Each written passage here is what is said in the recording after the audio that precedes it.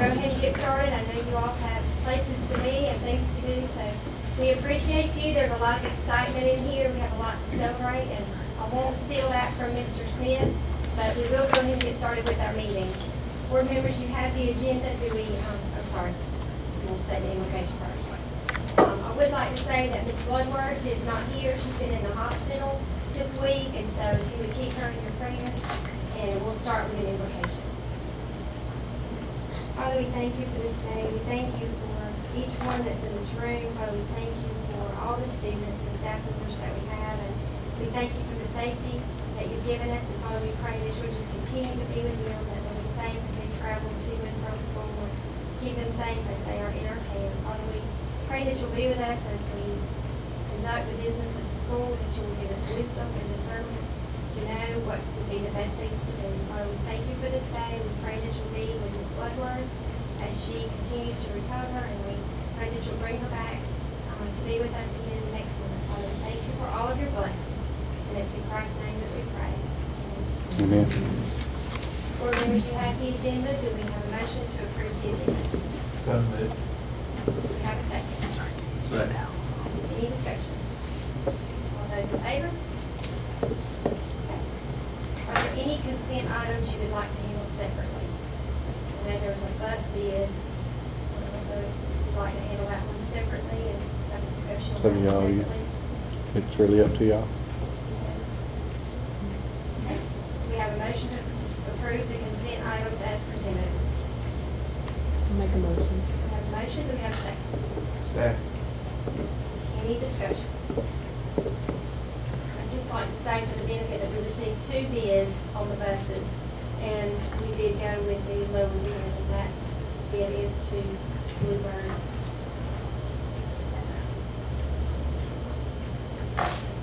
Appreciate that, look forward to that. Okay, we have a motion, a second, any other discussion? All right, all those in favor? Okay. Mr. Smith, that brings us down to your report. All right, I'm excited, first of all, to welcome all these folks. We don't have this much excitement unless we're hiring a football coach usually, so we're not doing that tonight. But we are excited to have our cross-country boys team who are state Class A AA champions. We are so thankful. Y'all come on and stand up. We want all of you to stand up.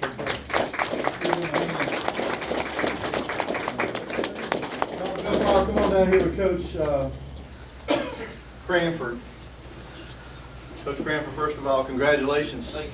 We've had 2 state championships at Bleckley County High School, and the coach for both of those state championships was Coach Cranford. I said he deserves a round of applause too.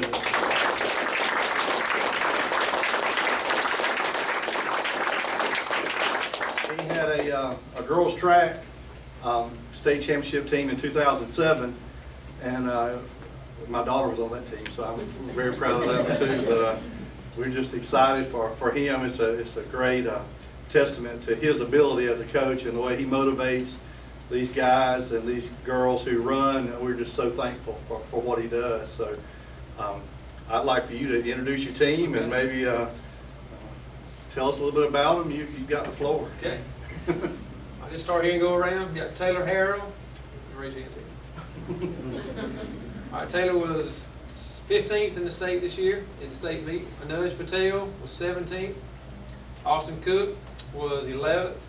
Dayton Cannon was 10th. Clay Blanton. Carl Ellis Corley was state champion. Bronson Sanders was 8th overall. We got Jalen Thigpen, Julian Pilgrim, Porter Wimberly, Ethan Danner, Carson Cook, Haddon Powell, Henry Williams, Aaron Miller, Dawson Gerald, Hayden Bellflower, John Gilbert, C.J. Rich, who was 12th at state, and Luke Cook. And I think the only one not here, I think, is Austin Hyder. So I think 20 out of 21 are actually here tonight, which is very proud of y'all. Thank y'all for coming. One thing that we've done, we had these little $5 Subway cards made up as employee incentives, but I think it's well worthwhile to give one of these to each one of these guys. Is that all right? It says, "I received this because I'm awesome." Like you guys do. So we want each one of you to have one of those. Congratulations. I hope this does not affect your amateur status. This is a de minimis gift, I think, so it would be all right. Coach Granfer will even get you one. Thank you very much. A little raise right there. And I would like to say also, if you don't mind, that I so much appreciate Superintendent Smith, the board, Dr. Bellflower, and the other administrators for their support, not only this year, but over the years, because without y'all's support, this wouldn't have been possible. Talked to a lot of other coaches that they don't get to do half the things we get to do. They don't get to go the places we get to go just for monetary reasons or just not able to have a bus to go here and there. I got a trip to Florida. A lot of schools just baffled that we get to do that, and that's because of y'all and y'all's support of this program and the other programs in our school system, and it really means a lot that y'all support us like this, because if not for that, I don't think we'd be standing here tonight recognizing these guys who have worked hard, not only this year, but this is a culmination of many years to get to this point right here. And I appreciate all that y'all have done, and I appreciate all the things that these guys here have done for sacrifices and the dedication that they've shown, because you have to sacrifice to get to this point right here. You can't just show up and this happen. I mean, you got to give up a lot of things sometimes that you might would want to do, but they decided this was important to them many years ago, and we've chased this dream for several years now, so it's just great to see it come about. But thank y'all very much. Guys, while you're standing, turn around and thank these parents, because they brought you to practice. They've done everything for you, so let's thank them too.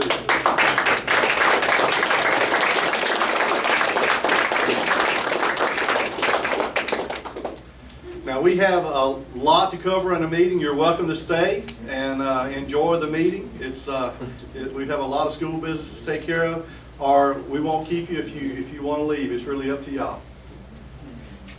Thank you. Congratulations. And I do want to. I forgot we had a couple of cheerleading titles and a literary title, so I want to go on record that we want to make sure we recognize them too.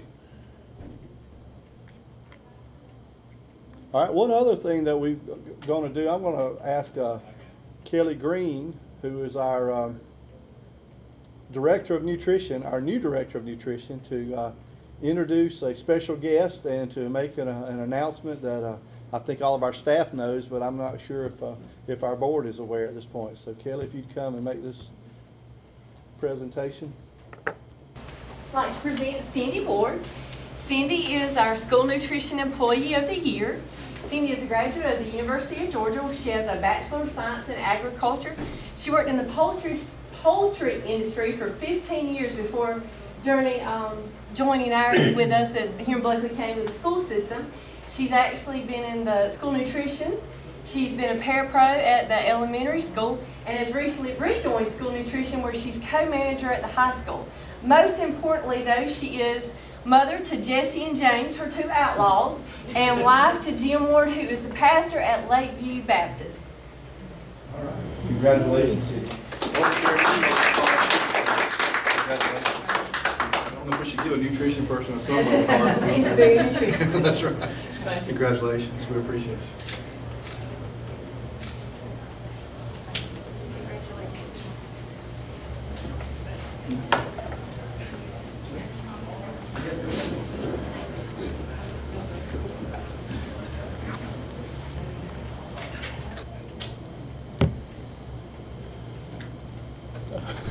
Thank y'all. Thank you. Only the important people say, right? All right. Would you like me to continue? Go ahead. All right. My superintendent's report, as each month we do, is share just a few numbers. I like to call it by the numbers, and just kind of go over our SPLOS collections for the month were $89,000, which is a little less than where we were at the same time last year. Obviously, we're down from the month because September is usually our biggest month from back to school shopping. Our power bill was significantly down in the month. We had a cooler weather, and that helped. Our EMC bill is a tad higher, though, so it's a little odd that. And I think what we found is the timing of the billing is really the reasoning why we're showing that. Our water and sewer bill is still up, and so we are. My folks who are doing the study are convinced, and hopefully we'll verify this in the next couple of weeks, but they're convinced maybe we have a meter problem, and so we're getting metered for higher usage than we actually are using. So We're going to work with the city once we determine and validate that, and see what we can do there. But that's the only explanation left after we've scoured the building. So we'll hopefully get to the bottom of that in the next couple of weeks. I think we're really close on that one. We have received our standardized test scores. As you may recall, it's called the Milestones Test, and that replaced the CRCT in grades 3 through 8 and replaced the end-of-course test in high school for selected subjects. And so, if you look at our FY14 results, we had 2 tests that were below the state average on passing percentages in the CRCT and end-of-course test. Of those same 32 comparable tests on the milestones, we had none below state average. So we're pleased with that. We're going to talk about milestones a great deal next month at our meeting, and we'll go into a lot more detail on those. We've got some comparative data to share at next month's meeting to compare us with our other districts in our RESA district. So at this point, we'll just move forward in that, and I've got a little chart I'll show you in a second that gives a little more detail there. We did file our FTE count. As you recall, we have an annual date that is chosen by the state where we must count our students. And so when we do that, it determines our funding for not only the remainder of the year that the state really does on a retroactive basis through an amended adjustment. It also determines our funding for the subsequent year, or primarily determines that. So we are pleased to see that we're showing some growth from FY15 to FY16 to the tune of 51 students on FTE. That FTE stands for full-time equivalent. And so they look at every 6 segments that a student is taking to count that as a student. So we're pleased with that. And then I just included some comparative data on students with disabilities that we serve, the number of gifted students that we serve. And then we also, in October, file a report called the CPI report, which is the Classified and Certified Personnel Information Report with the state. And so we now have 353 employees. Of those, 197 are certified, comparing with last year of 341 employees with 193 being certified. Also included in the report for your review, I had prepared a 100-day plan when I first started, and just with some intermediate goals. And so I just did an update, and in parentheses behind each one is where we stand on each one of those goals. We're making good progress, and I give credit to our staff and our great teaching staff and our support staff. They're very supportive and just do a great job. So very pleased with them. On the facilities report, we did have a letter from the city of Cochran, and here's the letter itself. It says that they want to thank us for our offer to donate the old depot building on our campus, but the city declined to accept. And the reason being is they're really bound by the same laws that we are, in that they could not turn around and donate that to a nonprofit. It would be gratuitous, and we're not allowed to do that. We must have fair value transactions when we're dealing with taxpayer money. And so they have said they're going to reject that. So I'm recommending that we place it in auction with our other surplus items as we originally intended. And hopefully the folks who want to restore it will step up and acquire it at auction.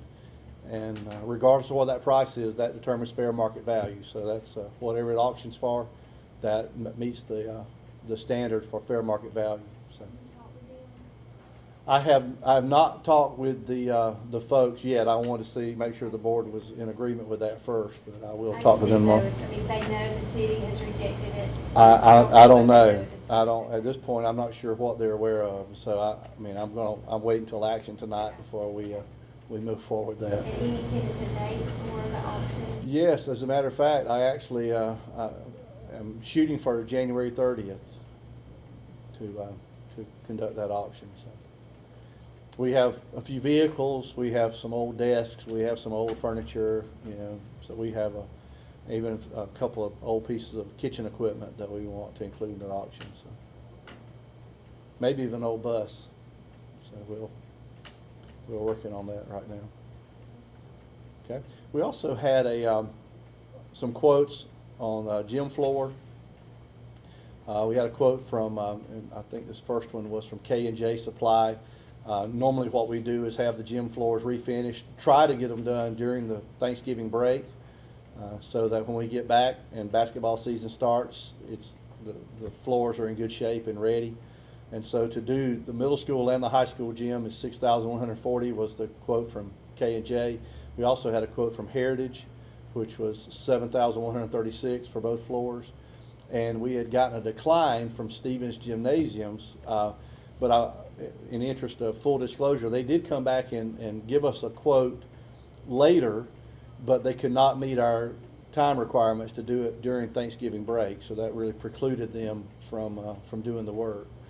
So based upon that, I'm recommending that we go with K&J, who is the low bidder here, and while we're doing that, we got them to go ahead, once they came in with a low bid, to give us a quote on doing the old gym at the middle school, which has not been finished in a while. And they originally quoted us $2,470, but I had Coach Rogers go back to them and say, if you did win the bid on the other two floors, would you do the old gym floor for $2,000? And they did agree to that. If they do get the contract for the other two floors, they'll do this floor for $2,000 instead of the $2,470. You know me, I like to haggle a little bit, so. Have we used it in the past? We have. Okay. We have. And they are Coach Rogers' choice to begin with. They were just. And the obvious question is budget. I mean, I know It with is. us, that was not a budget issue other than the $1,000. That's right, and this would come out of our maintenance budget, so it is something that is an ongoing. The $2,000 is the only one that is outside of our normal budget, but I think we're going to be okay in our maintenance budget to be able to cover that. So we'll make adjustments elsewhere. So there's really two recommendations. One is that we place the old depot building in the auction. The other is that we get all those three gym floors refinished with K&J as the contractor on that. You wanna handle that now, or do you want? Do it mid and make, I mean, I'd probably separate motions really is what I would You want to think. go ahead and do it now, or do it at the end of your? Let's go ahead and do it if you would. Yeah, that'd be great. Okay. We have a motion we have a recommendation to use K&J for the gym floors. Are there any of those three that you would like to handle separately? We actually have two bids from them, one for the high school and the new middle school, and then the old middle school gym. Are there any you'd like to handle separately? All right, we have a motion to approve the K&J bid for refinishing the gym floors. some move. A motion, do we have a second? Second. Any discussion? All those in favor? Any other? It's the auction to place these items up for auction. Do we have a motion to approve? Make a motion. We have a motion, do we have a second? I'll second. We have a motion and a second, any discussion? Okay, all those in favor? Okay, the next item I had just enclosed and attached our Georgia Accrediting Commission. We have been accredited with quality from them again for our pre-K. That was actually pre-K through 12, so that's our entire district. And then there's the pre-K by itself, the primary school, elementary school, middle school, and the high school. We've applied actually for accreditation through GAC for our alternative school, the Success Academy. We should hear back from that within the next, I'd say, 60 days. On that.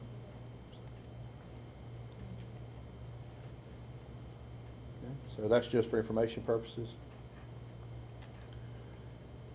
And then last but not least on this part of my presentation is we did, as you recall, we made application with the Department of Education to become a strategic waiver school system, formerly known as IE Squared, or Investing in Excellence in Education, as a requirement of 20-2-84. And we filed our application. We had a conference call last Thursday with a number of folks from the Department of Ed and the Governor's Office of Student Achievement. Really nothing earth-shattering came out of that. There were a couple of things that we felt like they would probably not waive, and we were right. They did not want to waive a couple of things. Some were outside of their scope. Others were just things that they just simply do not waive. I mean, there's just some things related to evaluations, testing, all that you really can't waive. But we gave it a shot. So they will actually be sending us a revised Schedule B, Exhibit B from that application, and we'll be presenting our entire application to the full State Board of Education on December 10th. And so I will need to be available via conference call. They'll actually conference in the 20 systems that will be on the agenda for the State Board, and we'll be at the State Board's disposal while that meeting's going on if they have any questions regarding our application. But it's pretty standard procedure now. They've gone through so many of these, so it's nothing new really. But I'll have more information on that after that meeting occurs. So. All right, and then in our supplemental items, our financial reports. Normally what I do on this first report is say, okay, we've gone through October of the year, so that's 4 months out of the year that have elapsed. So we have 1/3 of the year has elapsed now, or 33.33%. If you look at our expenditures for the year, we've expended about 33.35% of our budget. So we're right there at our budget. We were, as you recall, we're a little over budget in expenditures last month. They're getting more in line this month, and as I mentioned, we kind of front load expenses a little bit, even though we budgeted them to be equal throughout the year. So that's good news. Obviously, we've not collected much on taxes because most of our taxes do come in the months of December, January, February, and so we are expecting those to come in over the next few months. But all in all, we had a good month. We budgeted $1.5 million in expenditures. We actually spent $1.44 million. So we had a good month from budget versus actual. So overall, again, I applaud our staff who are very frugal and who really do watch our pennies and nickels and dimes. So I do appreciate them. The next item is just a historical SPLOST analysis where it just shows the history of our SPLOST for every month for the past really 6 years ongoing, seventh year there. And you can kind of see that in October, this was just after Lithonia closed, so that's when we really saw a dip in SPLOST collections. Picked back up, this is when Walmart opened. And so we had good collections throughout, but we still are not even at our, at the levels we were when Lithonia was, I won't say at full employment, but it was a much heavier employment at that time. So it's a good month from a SPLOST standpoint.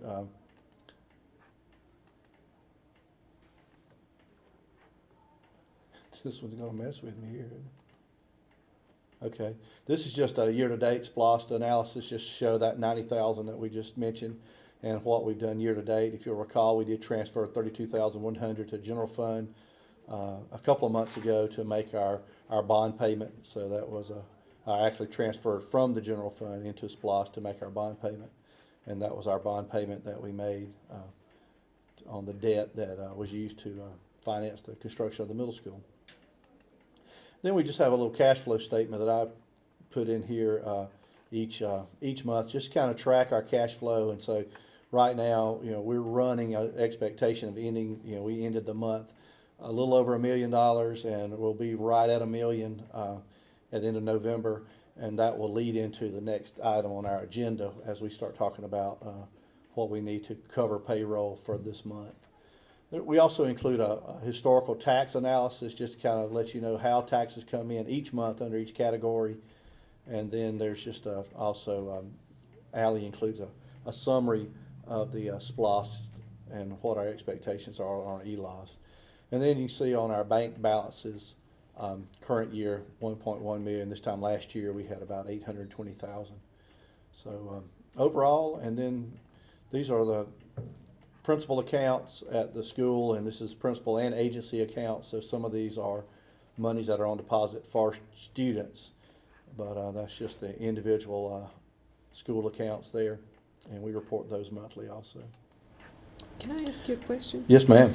The athletic account, is that just separate from the high school account, or is it included in the high school? It is separate, but it would be part of the high school Okay. account. We just report it separately because it's such a large amount, and Yeah, it okay. just helps us track that a little bit from that. It's a good question. Then, as I mentioned earlier, the milestones, I actually did a little analysis here and said, okay, if we could try to compare our FY14 data from CRCT and intercourse with our milestones data, and we look at what our pass percent was compared to the state in raw percentage points, how much above or below the state passing rate were we, and then calculate a statistical difference, which really just determines how far from the state are we. So it basically just looks at what is the difference divided by that state average to come up with what I call a statistical difference. So we can kind of figure out, not only are we above the state in raw data, but are we above the state percentage-wise from a statistical standpoint? And you could almost, it's not really standard deviations, but we could get to that if we wanted to really apply some statistical analysis to this. But just kind of get a feel for how far above the state average or below the state average we are. And so we do that for FY14 and the old test, and then did it for the FY15. We just received these scores, even though these tests were administered back in the spring, and they don't really count this year. So it's really just kind of a dry run, I guess, for the state and for us to kind of get a feel for where we stand. As I've mentioned before, the passing percentages statewide, you can see on third grade ELA was only 37%. That means only 37% of the students in the state passed that test. 46% of our students who took that test passed it. And by passing it, I mean made either proficient or distinguished at either of those two levels. So we were 9 raw points above the state average in last year's test, and we are 9 raw points above the state average this year's test. But if you take it as a percent above the state average, that was about a 10% above the state average on a statistical basis. Well, this is really a 24% above the state average. So that's a pretty good increase, in terms of a statistical difference. So I did that for each and every one. I'm not going to go through all these. And, we had a couple of red items where they were negative, and each of the principals are addressing those. I feel confident that we'll discuss what we need to do to improve those scores. My real concern, and I mentioned that in my press release too, is that put yourself in the shoes of a parent whose child passed the test in FY14 and suddenly struggled with the test in FY15. And so I think we've got to really communicate that to our parents as to this test is much more difficult. It has not only multiple choice, it has constructive response or short answer in addition to essay questions. And the multiple choice questions are a much higher level critical thinking questions. So I do applaud the state. I think the state has set the bar too low in the past. I'm a little concerned that they're trying to bite it off in one chunk this year. I was hoping they would kind of set the cut scores a little bit higher each year so that it wasn't culture shock for our parents and our students. I'm afraid we're going to have some tears because of these once we release these. But it is what it is. We all have to live within this. The good news is when we compare ourselves to the districts within our RESA, we're doing very well, extremely well. And like I say, we'll go into more detail on that next month. We did include a school discipline report as we do each month. And Kim, I know you had a question about the other. And this is high school here. And so we actually had 6 students who were assigned after school detention who failed to show, and so they then get ISS.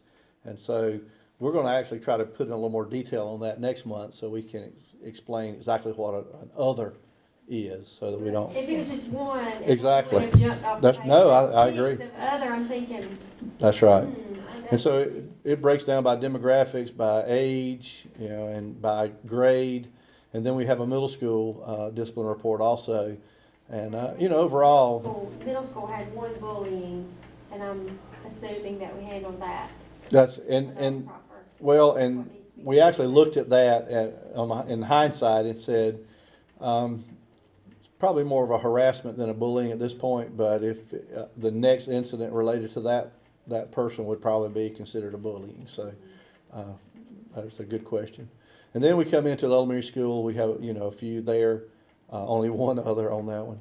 And then we also add the primary school, which we've just had. Out of school suspension for primary school age. I know. We've had a couple of That's incidents. pretty severe. It is. Yes. It is. And we just had a couple of issues with some students who were just a little out of control. And so then, as always, I mentioned the organizational chart. We're going to include that every month, not in your hard copy package, but we include it on the website. If you have any questions there, you can pull that up. Really no major changes from last month. And then we had grad rates, and one of the things we look at from a district standpoint, this is our total district. We were at 86.1 this year for our district, for our entire district. If you look at just the Bleckley County High School, we are at 89.4. And then so I also included a comparison, because I think that's really the first question most people ask is, if we were at 86.1 this year, where were we last year? We're at 84.2. And the way the state calculates this on a 4-year cohort grad rate is they actually look at how many students did you have in 9th grade? And then where are they 4 years later? Did they actually graduate on time? And that's the percent that graduated on time 4 years later. We've argued that a child who graduates in the 5th year should still be considered a graduate and shouldn't count against you on a grad rate. But the state likes to calculate that 4-year cohort rate. Then if you look at it, the schools, that was on a district level. If you look at it on the Bleckley County High School, it went from 84 to 89. Just to make note, if you look way over here to the right, you see Bleckley County Success Academy. There's no number there for the prior year for FY14. That's because it was merely a program underneath the high school at that time. Now it is its own separate school. As an alternative school, it had a 76% grad rate. That's pretty doggone good for an alternative school. These others over here are also alternative schools. And so to have that kind of grad rate for an alternative school is pretty phenomenal. So I do appreciate the work that's being done in our Success Academy. Any questions on those? That's a lot of data I know that I've thrown at you in a short period of time. They would love for you all to come out to the Success Academy anytime. I mean, she would love for you to come out there and see the classrooms and the computers, and they're doing a great job out there. They really are. Okay. Okay, that brings us down to our tax anticipation note. Okay, as you noticed, we had about $1 million in the bank at the end of the month of October.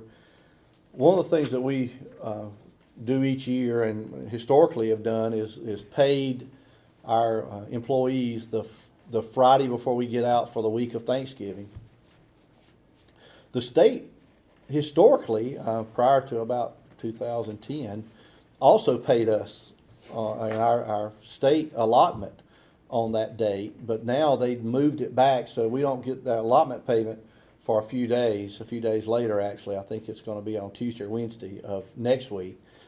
And so in order to cover that payroll, if we still pay, on the Friday before everyone gets out, so they don't have to come back and get their checks or we mail them or whatever, it's pretty standard for school systems to go to the bank and ask for a tax anticipation note. And the tax anticipation note basically just says, we want to just borrow some money short term. It's collateralized by the future taxes that we're going to get. And we're going to pay it back before December 31st because that is a state law. We must repay that short-term financing by December 31st of the year. So we have a resolution here that basically outlines the fact that we would like to borrow $500,000. We bid it out, and so we sent it to the three local banks, and two of the three chose to bid, one did not. And so the rate, the best bid was from Citizens Bank of Cochran. And just to kind of show you how I bid it, this was the state bank bid. But I just, tell them we got an invitation to bid. We want to borrow the money. Basically, we're going to execute the loan on November 18th and start drawing, not necessarily draw the full amount, but tell them that the bids must be in by a certain date, and then ask them to then tell us what the interest rate is, what any kind of fees would be, any fees per draw, origination fee, and then I always like to ask them, tell me what your total expected costs are, including interest charges, but excluding principal, should the entire amount be drawn on the 18th and repaid on December 31st, those 43 days, because I want to compare apples to apples, and the only way to do that is make them tell me exactly what our cost is going to be. So you can see our cost from State Bank was about $22.39, and then our cost from Citizens is $1,552, and that's assuming we took the full draw and it stayed outstanding till December 31st. So based upon that information, it's clear that the best deal for us is through Citizens Bank. So that's the recommendation, is that we adopt the resolution to have a TAN and to do that with Citizens Bank of Cochran. We have a recommendation. Do we have a motion to approve the tax anticipation note? I'll make a motion. Have a motion? Second. Have a second. Any discussion? Okay. All those in favor? Okay. All right. All right. Next item is our health insurance subsidy. This is something that the school system has been doing this for, I guess, a couple of years now. At least I know that it are doing it this current year. And basically, here's the situation. State Health structures their premiums that they charge employees is structured such that if a husband and wife both work in the school system, it would be cheaper for them to select individual coverage each than family coverage. Okay?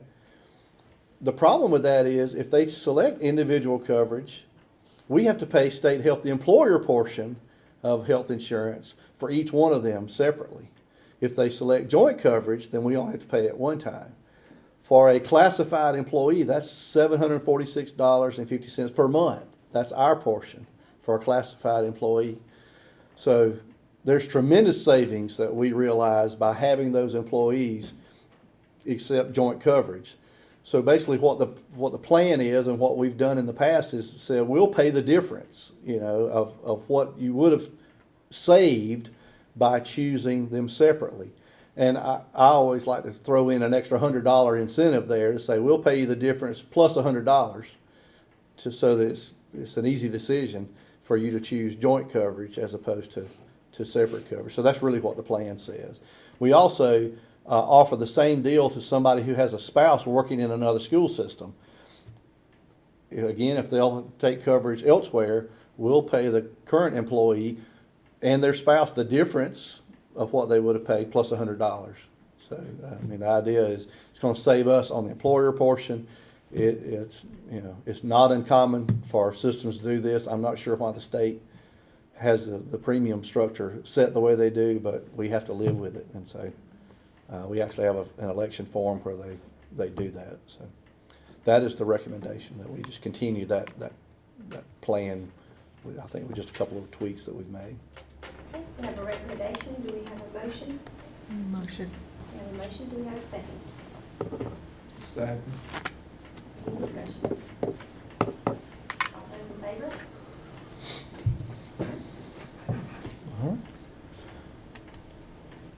Okay, next item, we have, in prior years, we have contracted with Mr. Antonio Simmons to help with the Dazzlers, and we did not realize that we had a separate contract with him in prior years, and so we found out we did. So I'm just basically recommending that we execute the same kind of contract that we've executed with him in the past, and it's basically for $50 a week while he's helping with the Dazzlers. And I will say he's a tremendous asset in helping with the Dazzlers. So we're just asking that we do make this retroactive from July, when he started with them, through February 28th. And Mr. Matthews, the band director, will actually help Mr. Simmons invoice us, and he'll sign off on the PO before we, so he can validate every week that he's worked with the Dazzlers. I just have a question about that, and this has nothing to do with Mr. Simmons whatsoever. What process do we go through when another coach wants to do this same thing? I know GHSA, they monitor community coaches. They do. So what But- do we use to govern who and how we make this happen? Band is really different because it's not a GHSA competitive event or competitive sport. So it's completely different from the way we do. You know, when it comes to a community coach, it usually goes through the coach of the sport, then the AD makes the recommendation to me before it even comes to the board at that point. So this was one of those that, you know, starting in June, I kind of inherited this really, and so it's been one of those. Castro is also one of those that does some work with the percussions in the bank, with the band, the percussion section, and so it was a similar situation that I guess that had been approved for years, as long as Mr. Matthews has been here, to my understanding, and so this has just been kind of an ongoing thing. I've told Mr. Matthews I'd like to sit down with him once the season is over, and let's really talk about, you know, what services are needed, what are we getting, and do we feel like this is meeting the needs of the band? You And I know, think they're doing a great job. I do. It's nothing to do with either of them. I It's understand. more I think we've got to constantly ask those questions. question to be sure, you know, that obviously we do background checks on Right. anybody that is with children at all, and Exactly. so I just, Did the booster pay him, or? They don't. They have not paid him in the past, anyway. I'll put it that way, to my knowledge. So. I thought they did pay Castro and Todd. No, we actually have a contract with Castro. Remember, we approved that a few months ago. And so this is a similar situation where it's just kind of like a community coach that's helping with the band, but it's being paid. He's already done the work. Most of it he has, you're right. I mean, That's right. it'd be wrong without paying him. I was hoping you'd say that. well, and I think too, you know, if we don't use our community members, they're assets that we have readily available. And That's we right. can afford to hire another band director. So I think it's a smart thing to Could- do. I just want to be sure we're. Considering what we've paid for similar services in the past with others, I think, and having supplements being paid to staff members, I think we actually come out quite ahead on that one, so. We have a recommendation. Do we have a motion? So moved. Do we have a second? Second. Any other discussion? All those in favor?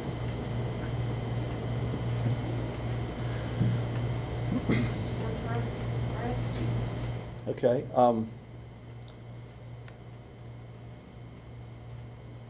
We have, I guess officially, we have an architect that has been appointed by the board, that was appointed, I assume, years ago.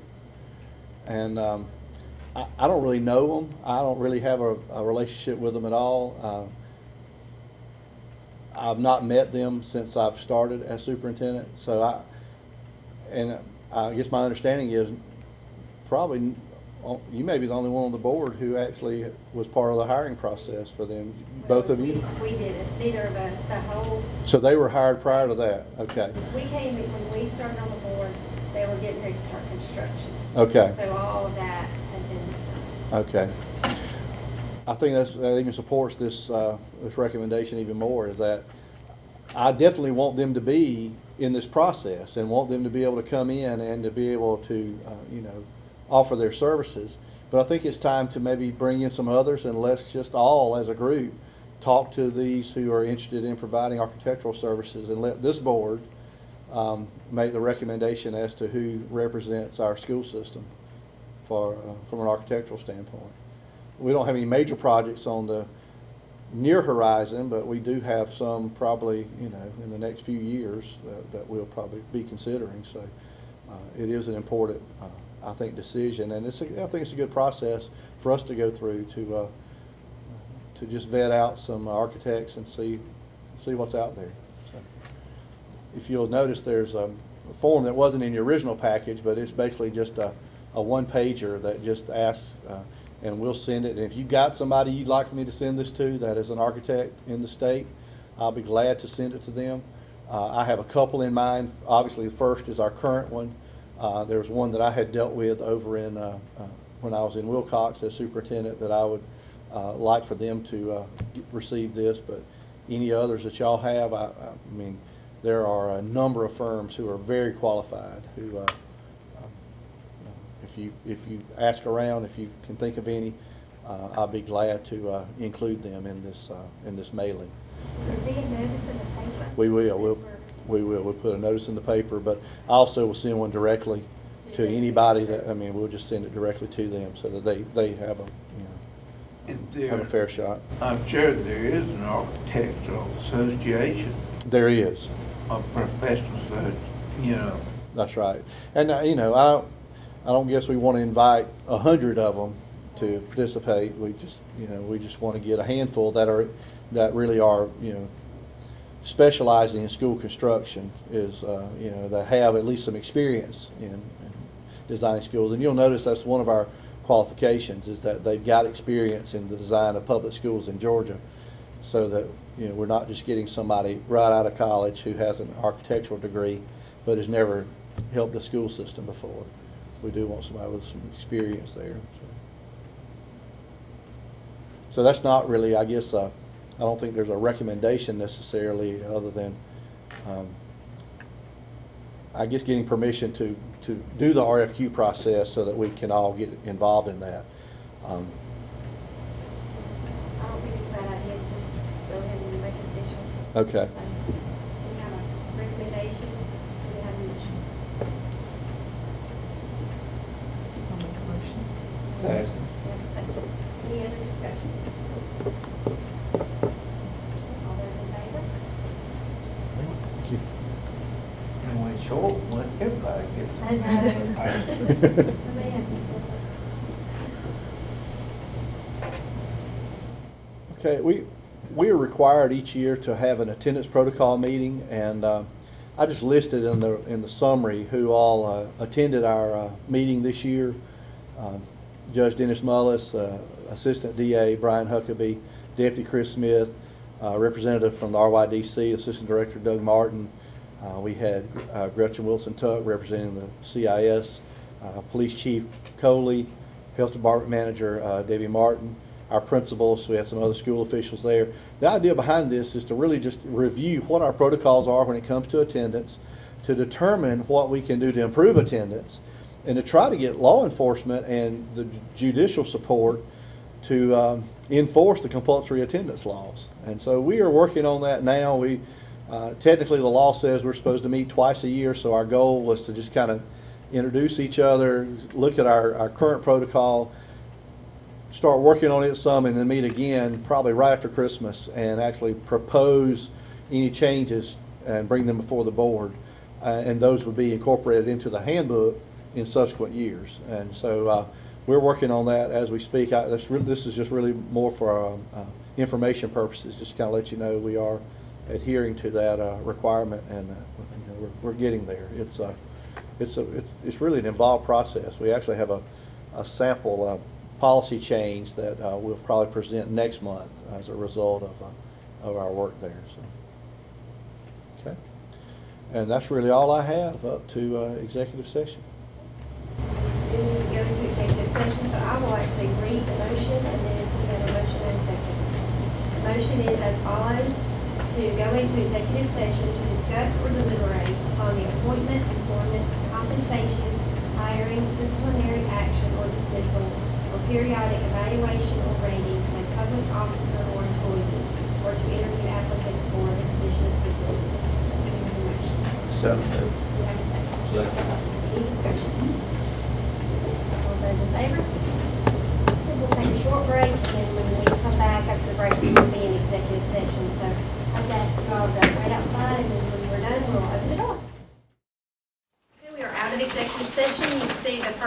recommendations. Are there any personnel recommendations you would like to handle separately? Okay, hearing none, do we have a motion to approve the personnel recommendations as presented? We have a motion. Do we have a second? Second. Any discussion? All those in favor? Okay. Anything else? Anything else? Just if you hear from Ms. Bloodworth, if you'll let us know. If I hear from her, I'll send out a message and let y'all know. I'll probably try to touch base with her tomorrow.